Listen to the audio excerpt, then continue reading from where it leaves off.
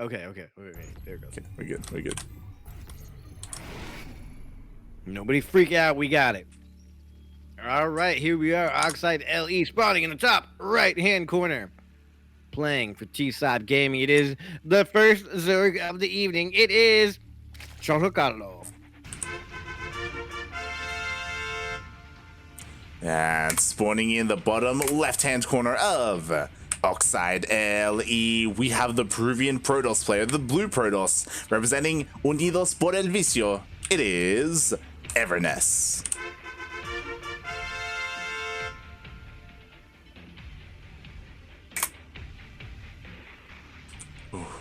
All right. No pool first, so I'm a little disappointed. No pool first. Have you been playing the ladder recently? Yeah, a little bit. Yeah, here and there. Okay. I played for like 2 days straight during earlier in the week, and then I haven't played since in a couple days. I'm curious if Everness is going to be whipping out the Stargate play because it's been getting more and more popular. A lot more people are starting to do it. And yeah, it can work out for you. It can do pretty well. We shall see how it goes. Interesting placement of the spawning pool. Yeah. It really just stops the depths from running away. I feel like just gives the depth somewhere to tuck in. You have to be careful with your SimCity. You know, you don't want to give those adepts like a surface area to abuse. Something I noticed was Cham was putting his against a Terran. He was putting his Evo chambers in the second mineral line. Kind of buffers them from just dropping and moving in, I guess. Ooh, is he gonna get it? Oh my God. Into the gas. I'm hiding here. I'm gonna turn this in and go back. Where are you going? Call for help. Oh, wow. Okay. Oh, there you go. Okay, we're good. Are we good? Are we actually good? Oh my God. Oh, we're good. Okay. Yeah, now we're good. The lings are out. We're officially good. Oh, okay. Here we go. The lings are out. A decent amount of lings. 6 more on top of the 2 that are already out. Ooh, fancy. And the Stargate goes 10 lings now on the production tab. Oh, I like this.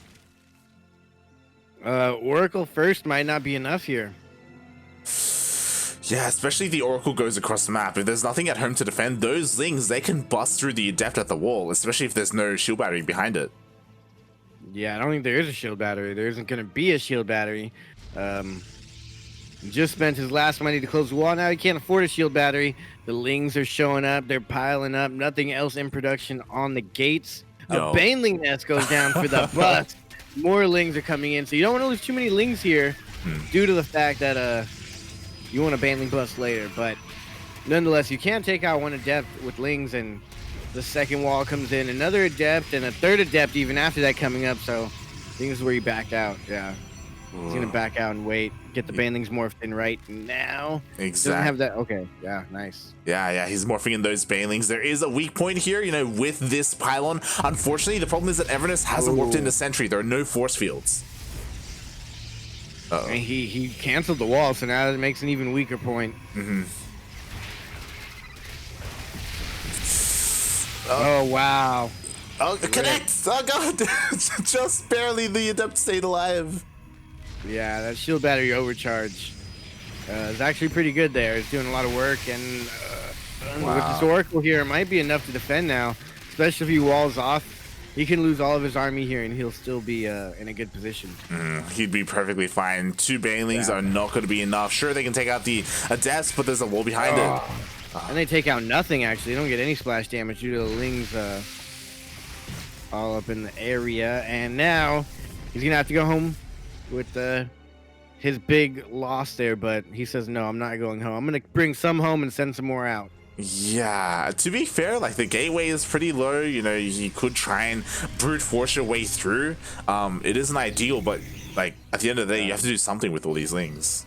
With the second Oracle, it's kind of what can you do, man? You're going to be losing 2 lings at every second due to the Oracles and the Adepts. He sees him. He just walks past him. He's like, I don't even care. Oh, okay. And I mean, there are spores on the way, so hopefully Chorokalo doesn't lose too many workers. The problem is that because there are 2 oracles, like they can just ignore the spore and just deal damage anyway. Oh my god. Ooh, they can even kill a queen if they want, Oh yeah. and they do want to. Ooh, they want to kill a second queen now. Nope. I think he got a little bit quick there with the micro. I think he could have stayed fighting for a second, but Oh yeah. Yeah. he might could've- try to micro out the dead one.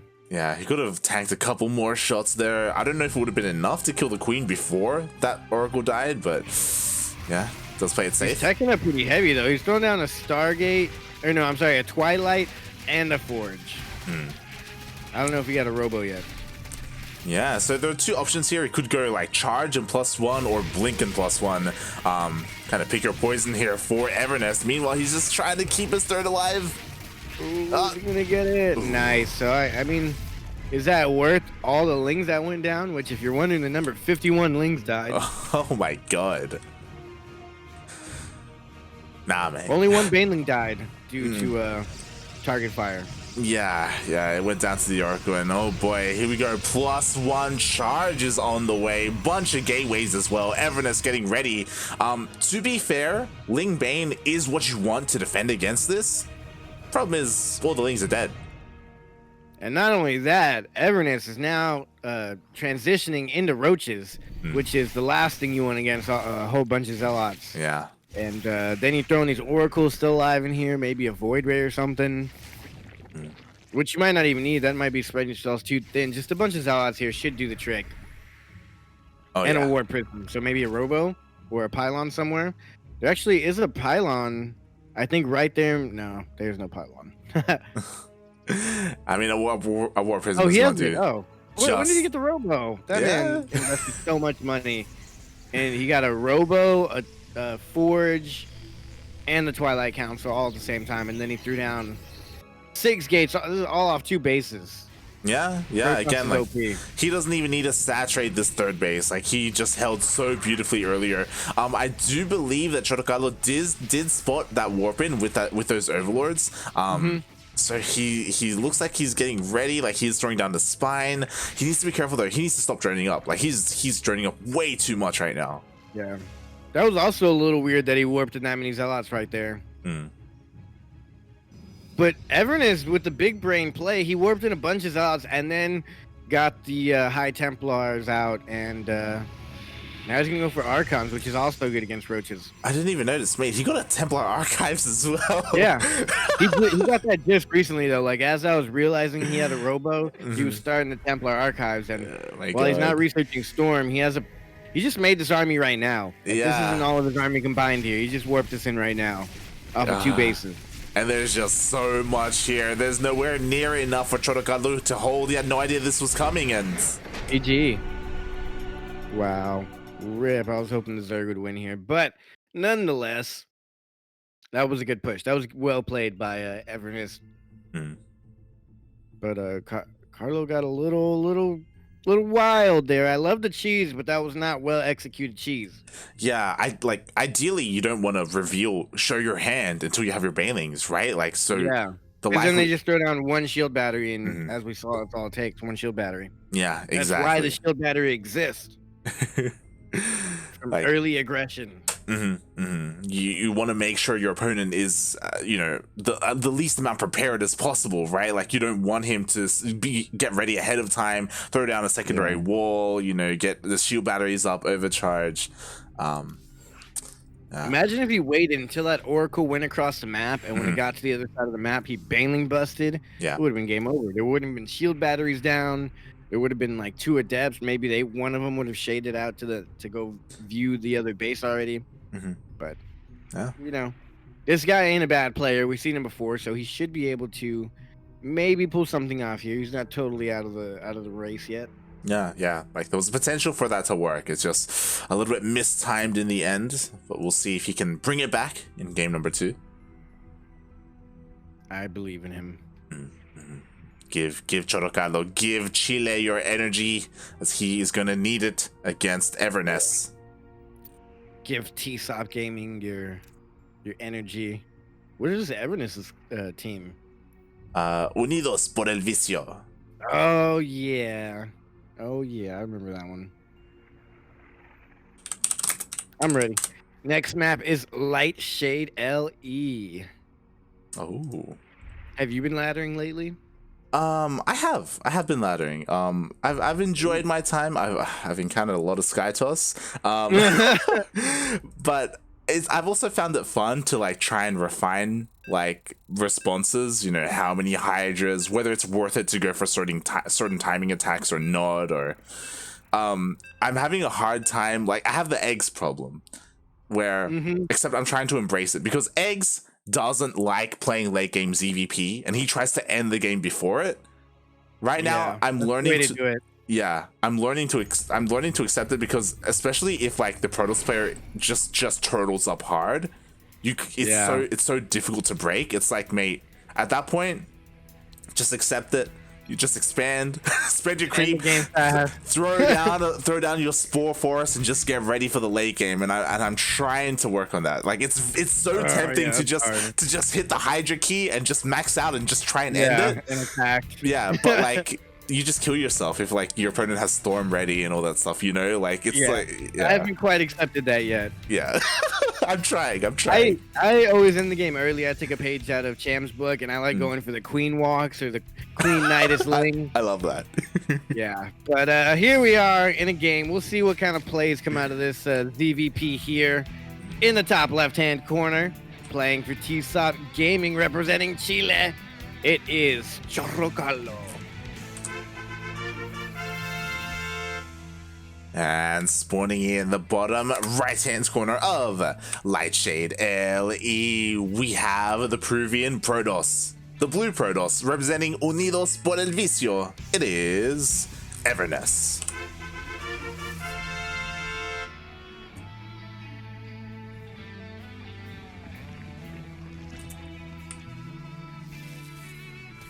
Will he get a drain this time?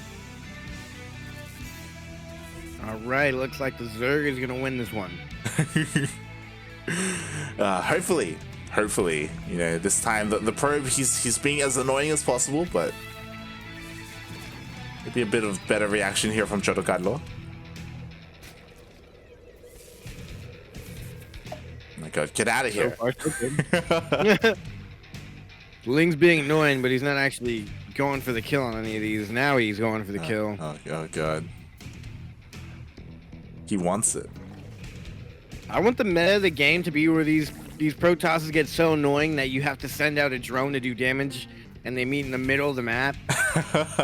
There's a drone versus probe opening every time in the middle of the map. Oh my god! Good old fisticuffs, a good brawl. Oh god! Run away, drone, run away! He's like, you turn around and fight. You take your beating like a man. Now he's gonna get out. Oh! He got out alive. Wow. Oh, and he gets the probe. Probe should have stayed to fight. He would have got the kill. He would have actually. Now that probe, to spite him, is going to go become a giant base and produce more larvae to kill more drones or more probes. He earned it, mate. He fought a probe. Like, he fought a probe. He didn't die in the fight, but that probe got by his friends. And then he took a victory lap and became a building. Gave his own life. Do you think these, like, the Zerg buildings, like, they're still sentient? I don't know. You think he remembers that fight? Yeah. Like, do you think this gas geyser still has, like, a drone inside it? Like, I think so. Wait, is there a drone inside it operating it, or is it now? Or is the gas geyser now the drone? The drone. I think the drone morphs into the gas geyser. I think the drone gives it sustenance and it turns its entire inner workings into its structure. But also, the Zerg is dying here to 2 depths. He is slowly dying. 4 drones went down, which isn't the worst thing, especially if Chorocalo is able to catch these adepts, you know, since they are kind of vulnerable out in the center of the map. But yeah, this is going to be the real test here. The Oracle is on the way. Mater no spores. He hasn't gone into Scout. Oh, he's getting burrowed for some reason. He is getting burrowed. We cancel it. He 2 canceled it. queens. He's just now putting down 1 spore. He's gonna lose a lot here. He's got a lot of lings that popped out. I guess he's gonna go across the map, but he has all those lings and now he's pulling them back. So I don't know the logic behind that. And a lot of drones gonna go down here. A lot of good workers are gonna die today. Oh, never mind. He misclicked. Rip. Oh, the misclick What a there. terrible misclick all over an Overlord. Yeah, like there would have been a lot of damage done if Everness hadn't gone for the spore instead for the workers. So honestly, like things have kind of worked out for Choto Carlo. Like he he should have lost a lot more than he On did. accident. No Baneling Nest at all this time for Carlo, but straight into the Templar Archives for Everness. Interesting, especially because like he has no. Okay, he does have a Twilight Council, but he hasn't started any upgrades. I was about to say we saw this from him before, but that was actually a different Protoss player. That was Saberlight. I don't know what it is about these Peruvian Protosses, but they play similarly here. Like they get the Twilight Council, but they delay their upgrades. They probably practice together. Probably. Oh no! Wait, is that probe stuck? Ah, he is. No, that poor probe. He's in a glass case of workman's comp. Maybe he did something bad at work. Oh my god! Maybe he's in prison for a reason. You know what I'm sure happened as well? Because he's right next to the robo. He was probably like screaming out like SOS to the warp prism, like get me out of here! Like, pick me up, beat me up, please. Send help! And the war prison's like, sorry, bud, got a job, no hitchhikers. It's like, sorry, no time, I gotta go. It's like, you can even pick me up from range. Yeah. And his friends over there are just so into mining their gas, they can't hear his screams for help. Yeah. He's like, guys. These guys are working at like Amazon moving packages right now. They got their headphones in. Yeah, they got their They're headphones listening to in. a Joe Rogan podcast right now. Oh god. I don't know what's going on here, but I like this combination of Ling Roaches. That kind of shuts down the Archons here completely. They're gonna get a couple more kills for their troubles, but not the damage I think Everness was looking for. Yeah, he shaves off the majority of the Lings, but as you said, like I'm sure these Archons would have loved to have gotten into a mineral line and dealt some kind of economic damage. Regardless, he does keep Choto Carlo busy, and behind this he is expanding. Yeah, he's gonna get it. I like this expanding defense. Actually, he already has that pretty much fully saturated. That's pretty cool. Oh yeah. The worker counts are not that far in the count, and is he gonna lose his queen here? There's 1 transfuse, maybe no transfuse. Oh, okay, no. That's rough. Yeah, no transfuse available. Gonna lose another queen. He's got so many roaches. I don't know how he lost 2 queens and all that. That was a big mistake. Yeah, unfortunately he didn't have them split up. They were all together. He's splitting them up now, but it's too late. He already lost the queens. Yeah. And what do you do if you're Choto Carlo to get out of this? I would go. Choto Carlo is going Roach Hydra. I think I would have like skipped the Hydra upgrades and gone straight into Lurkers. Oh boy. That's always scary for me. I feel like you have to get a hive before you get Lurkers. This is true. This is true. Like Lurkers are so much better with those hive upgrades, but there's such a big ground-based army, and like I feel like you kind of need a little bit of AOE, like whether it's Banelings or definitely. Ravagers or something. I think he should have gone Banelings in this. I don't know. I feel like against Protoss these days, if they're not going for air, if you don't confirm them going for air, then you definitely got to get Banelings out. Yeah. There's always something that Protoss is going to have that dies to Banelings. They're always going to have sentries or zealots.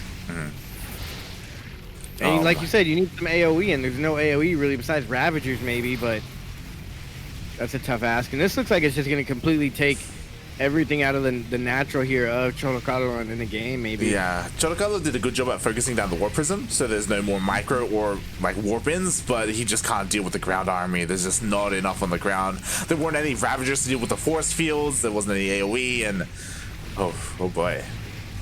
Yeah, I had high hopes for him. We're not going to see a Zerg W yet. Yeah. Where's the GG, man? Unfortunately. We lost 22 workers. Unfortunately, if you're a Protoss player, you have to put your faith in Paco Mike. I mean, sorry, if you're a Zerg player, you have to put your faith in Jim Rising in the lower bracket, as it looks like Choro Carlo is going to be lights out. Why is he not GG'd yet? Hey, mate, he's expanding behind this. He just put down another expansion. He's like, you know what? I can sack my main. I can expand to the south. I could sack my main and natural and all my overlords and all my tech, and there we go. GG. Unidos por el Vicio wins another one. I feel like Choro Carlo could have stuck that out a little bit longer. I think he GG'd a little early. He might be a little tilted, you know, I don't know, but GG's for him, you know, congrats. That was a nice display of StarCraft there. But in the end, it's now gonna be Saberlight versus Jim Rising is gonna happen. And then we're gonna get Everness versus Paco Mike. And Sinner versus maybe White Idra.